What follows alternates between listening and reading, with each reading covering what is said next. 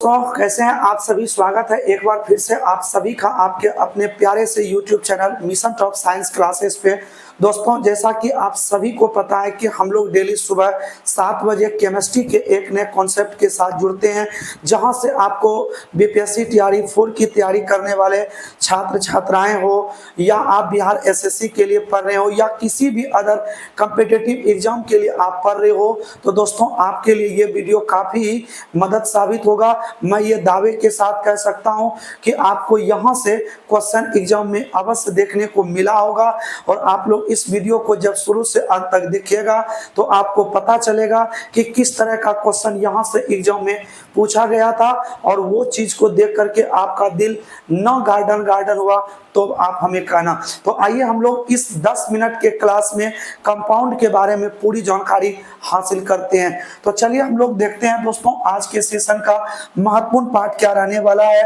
और दोस्तों मैं बता देना चाहता हूं कि ये केमिस्ट्री का क्लास नंबर 5 है। इससे पिछले वीडियो में हम आपको क्लास 4 तक आप लोगों का कवर कर चुके हैं, और यदि आप लोग इस वीडियो पर नए आए हैं तो आप लोग जरूर पिछला वीडियो देख लीजिएगा, ताकि आप लोगों को एक बगल से वीडियो अच्छी तरीके से देखने के बाद क्लास क्लियर हो जाए। तो और आप लोग अगर हमारे इस चैनल पर नए आए हैं तो चैनल को जरूर सब्सक्राइब कर लीजिएगा और बेल आइकन ऑन रखिएगा, ताकि जब भी हम इस तरह का नोटिफिकेशन लेके आए तो आप तक पहुंचा सके हम आसानी से। तो आइए हम लोग करते हैं क्लास की शुरुआत। तो दोस्तों जैसा कि आप सभी को पता है कि हम लोग जो कल देखे थे वो एलिमेंट्स के बारे में पढ़े थे, यानी तत्व के बारे में। और तत्व जो था वो किनका प्रकार था, तो वो था शुद्ध पदार्थ का। और आप लोग कल पढ़े थे, कल के क्लास में, ये शुद्ध पदार्थ जो है यानी प्योर मैटर, ये आपका दो तरह का होता है। एक आपका हो जाता है तत्व, तो दूसरा क्या होता है, तो यौगिक होता है। इनमें से हमने तत्व के बारे में पूरी जानकारी आपको कल के क्लास में दिया, और आज जो हम लोग पढ़ने वाले हैं वो किन के बारे में, तो कंपाउंड के बारे में। तो कंपाउंड भी एक तरह का कौन सा मैटर है, तो ये भी आपका शुद्ध पदार्थ ही है। कौन सा, तो यौगिक। तो आइए यौगिक की हम लोग बात करते हैं। तो आप लोगों को हम आसानी के लिए परिभाषा आपको लिख दिया, ताकि आप लोग स्क्रीनशॉट ले लीजिए और आसानी से इसको आप लोग कॉपी में नोट कर सकते हैं। देखिए, जब दो या दो से अधिक पदार्थों को एक निश्चित अनुपात में आप मिलाएंगे, तो मिलाने के बाद जो पदार्थ आपके पास बनता है वही पदार्थ आपका क्या कहलाता है, तो कंपाउंड कहलाता है। जरा सा हम कंपाउंड पे और आपको मिश्रण में अंतर बताते हैं। देखिए, कंपाउंड जिसको हम लोग क्या कहते हैं, तो यौगिक कहते हैं, और एक होता है आपका मिश्रण। दोनों में देखिए अंतर कितना सा है। इसमें भी क्या होता है, तो दो या दो से अधिक पदार्थ को मिलाते हैं। ठीक है, दो या दो से क्या करते हैं, अधिक पदार्थ को आपस में क्या करते हैं, तो मिलाते हैं। लेकिन इसके मिलाने की प्रक्रिया क्या होती है, तो निश्चित होती है, और इसमें भी हम क्या करते हैं, तो दो या दो से अधिक पदार्थ को मिलाते हैं। लेकिन इसमें अंतर क्या होता है कि इसके मिलाने का जो अनुपात होता है वो अनुपात निश्चित नहीं होता है, यानी वो अनिश्चित होता है। कहने का मतलब आप इसे किसी भी अनुपात में मिला सकते हैं। ठीक है, तो देखिए इसे हम किसी भी अनुपात में मिलाएंगे तो हमारे पास मिश्रण बनेगा। लेकिन अगर यौगिक बनाना हो तो दो या दो से अधिक पदार्थ को हमें क्या करना पड़ेगा, तो निश्चित अनुपात में मिलाना पड़ेगा। दूसरा अंतर हम आपको बताएं कि जैसे फॉर एग्जांपल हमने क्या किया, इस हाइड्रोजन गैस को, देखिए इस बर्तन में कौन सी गैस है, तो H2 गैस है, और इसके साथ हमने क्या किया, इस बर्तन में उपस्थित O2 गैस को इनके साथ मिलाया, तो हमारे पास क्या बन गया, तो जल बन गया, यानी H2O बन गया। अगर हम यहाँ से बात करें कि जो गुण आप यहाँ देख रहे हैं H2 का, इनका गुण क्या होता है, याद रखिएगा हाइड्रोजन का गुण होता है कि यह स्वतः जलने वाला पदार्थ होता है। ठीक है, स्वतः क्या होता है, तो जलने वाला क्या होता है, तो पदार्थ होता है। हाइड्रोजन क्या होता है, स्वतः जलता है। और आप सभी लोग जानते होंगे कि सूर्य में हाइड्रोजन हमेशा ये जल करके किसमें बदलते रहता है, तो हीलियम में परिणत होते रहता है। जबकि आप लोग ऑक्सीजन की बात करें तो ऑक्सीजन के बारे में जानते होंगे कि इसकी उपस्थिति में ही कोई पदार्थ जलता है। ठीक है, इसकी उपस्थिति में क्या होता है, पदार्थ क्या करता है, तो जलता है। देखिए, एक ऐसा पदार्थ हमने लिया जो कि स्वतः जल रहा है, एक पदार्थ ऐसा लिए हैं जो इसे जलाने में क्या कर रहा है, मदद कर रहा है। परंतु जब यही दोनों पदार्थ आपस में मिला तो इन्होंने एक द्रव बनाया और इस द्रव को हम लोग क्या बोले, और जल। तो इस जल की विशेषता क्या है, आप सभी लोग जानते होंगे कि यह आग को बुझाने का काम करता है। ठीक है, तो अब आग को बुझाने का कार्य करता है कौन, तो ये जल करता है। तो क्या अब आप बता सकते हैं दोस्तों कि ये जो आपने देखा कि इसमें जो जो पदार्थ मिल करके ये नए पदार्थ का निर्माण क्या है, क्या इन दोनों का गुण अगले नए पदार्थ के गुण से क्या मैच करता है, तो आप बोलेंगे बिल्कुल नहीं सर, क्योंकि ये जल रहा है, ये जलाने में मदद कर रहा है और ये उसको बुझाने का काम कर रहा है। तो इनका गुण आपस में अलग अलग देखने को मिल रहा है। तो अतः इसमें जो नया पदार्थ आपको यहाँ पर H2O बना है, तो इसे आप क्या कह सकते हैं, तो यौगिक कह सकते हैं। क्योंकि यौगिक वे पदार्थ होते हैं जिसमें दो या दो से अधिक पदार्थों को जब निश्चित अनुपात में मिलाओगे तो उसे यौगिक कहेंगे। परंतु यौगिक जो है उनका गुण जिनसे वो मिलकर बना है उनसे बिल्कुल क्या होगा, तो अलग रखेगा, जैसा हमने आपको एग्जाम्पल से समझाया। परंतु इस तरह का कंडीशन अगर आप लोग मिश्रण में देखोगे तो इनका गुण आपको इस ढंग का जब आप करेंगे तो आपको स्पष्ट पता चलेगा कि इनमें जो है जो पदार्थ को हमने मिलाया और मिलाने पर जो नए पदार्थ का निर्माण किया ना, तो इनका गुण, ठीक है, और इन पदार्थों का गुण जो होता है, ठीक है, नए पदार्थ का गुण और पुराने पदार्थ का गुण जो है दोस्तों, ये आपस में मिल जाता है, यानी दोनों का गुण बराबर हो जाता है। ठीक है, तो यही आपका यौगिक और मिश्रण में क्या है, तो अंतर है। तो आइए हम लोग पॉइंट की ओर चलते हैं। जितना सारा हमने बात बताया यही आप लोगों का डेफिनेशन में लिखा है। जब दो या दो से अधिक पदार्थों को एक निश्चित अनुपात में मिलाया जाता है तो उसे हम लोग क्या कहेंगे, यौगिक कहेंगे। यौगिक में क्या होता है, तो यौगिक में उपस्थित तत्वों के गुण यौगिक से बिल्कुल क्या होता है, तो भिन्न होता है। अभी हमने आपको बताया और इसे रासायनिक विधि द्वारा क्या किया जा सकता है, तो अलग किया जा सकता है। चलिए एक बार हम इनको कंप्लीट करते हैं। जैसे आपने अभी देखा कि H2 और O2 मिला तो क्या बनाया, H2O।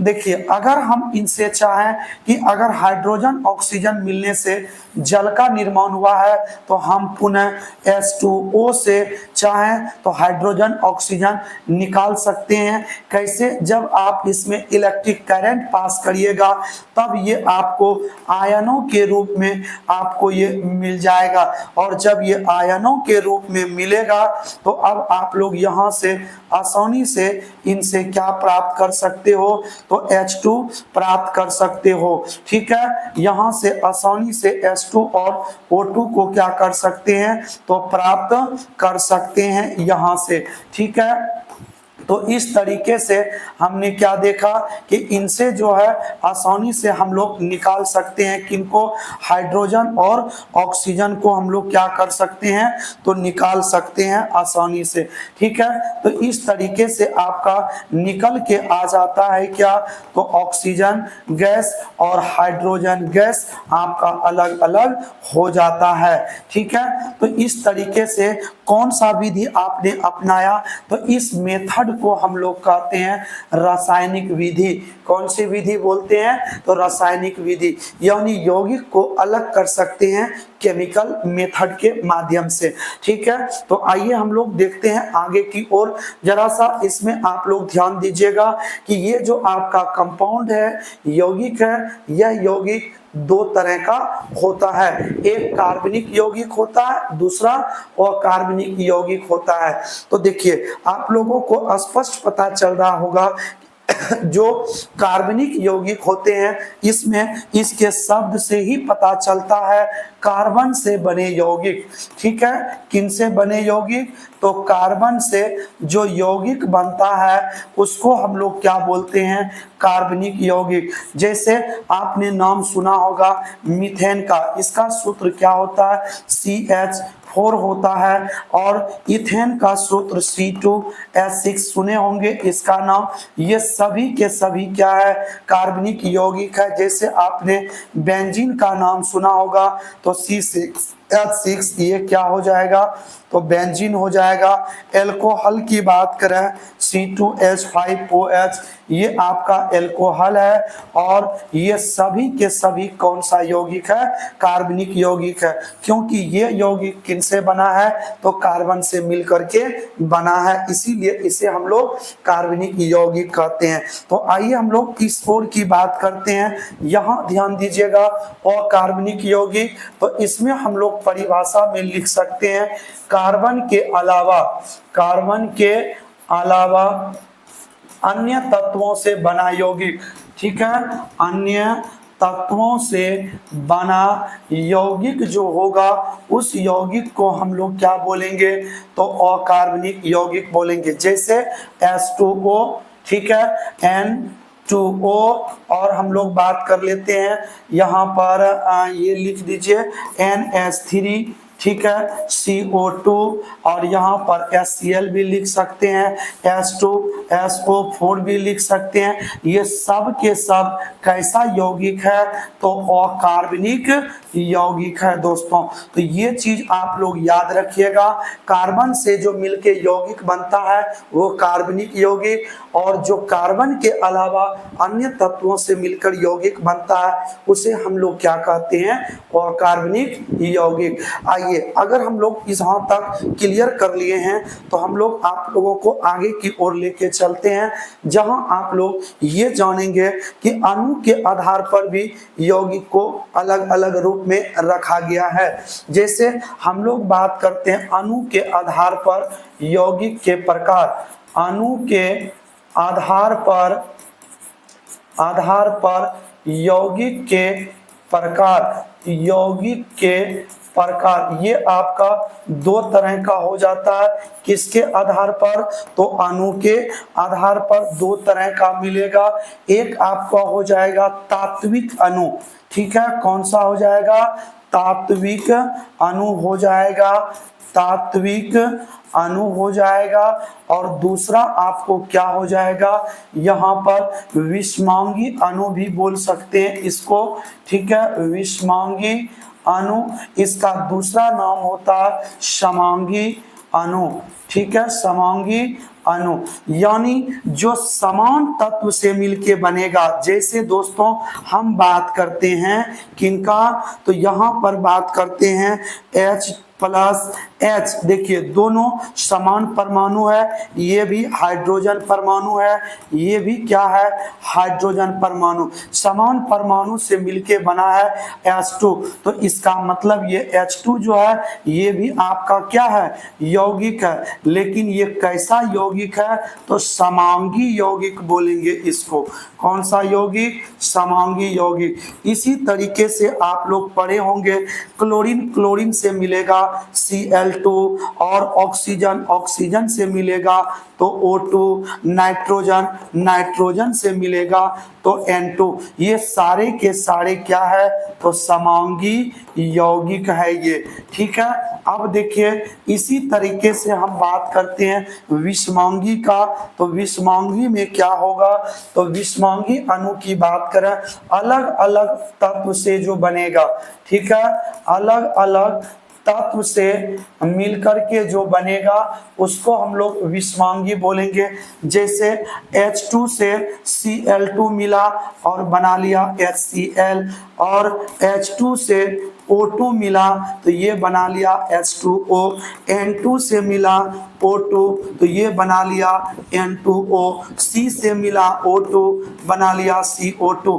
क्या इसमें समान तत्व है या अलग अलग है? तो आप बोलेंगे सर ये अलग अलग है, तो इसीलिए इसे हम लोग क्या बोलेंगे? तो विषमांगी यौगिक के नाम से भी जानेंगे। क्या ये आप लोगों का क्लियर हो गया आसानी से?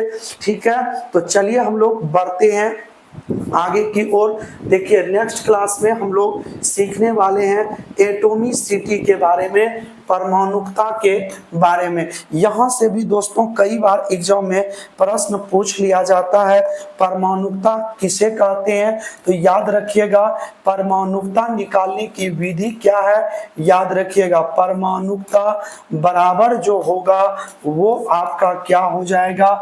यौगिक के परमाणु की संख्या, यौगिक के परमाणु की संख्या याद रखिएगा। जैसे हम बात करते हैं H2O की परमाणुकता क्या है, प्रश्न देखिए क्या पूछ रहा है, H2O की परमाणुकता क्या है? तो बताइए कि H में कितने परमाणु हैं?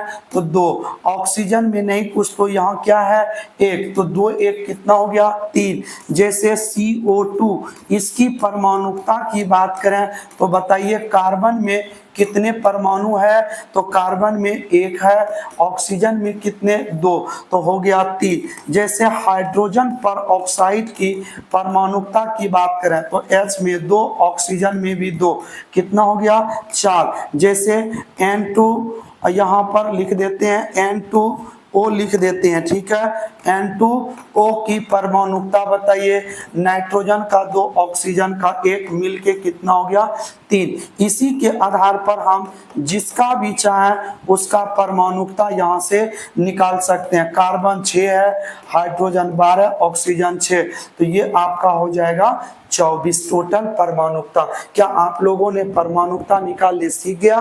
तो दोस्तों आप लोगों को हम पहले ही बोले थे कि इस चैप्टर में, इस यौगिक में हम आपको पूरी तरीके से कंपाउंड को क्लियर कर देंगे और आप लोगों ने यहाँ तक अच्छी तरीके से समझ लिया होगा, मैं ये दावे के साथ कह सकता हूँ। तो दोस्तों अगर आप लोगों को वीडियो अच्छा लगा हो तो चैनल को सब्सक्राइब अवश्य कर लीजिएगा और वीडियो को लाइक अवश्य कर दीजिएगा, क्योंकि आपका एक लाइक हमें इस तरह का वीडियो लाने के लिए मोटिवेट करते रहता है। तो चलिए मिलते हैं नेक्स्ट क्लास में, तब तक के लिए दीजिए इजाजत। जय हिंद।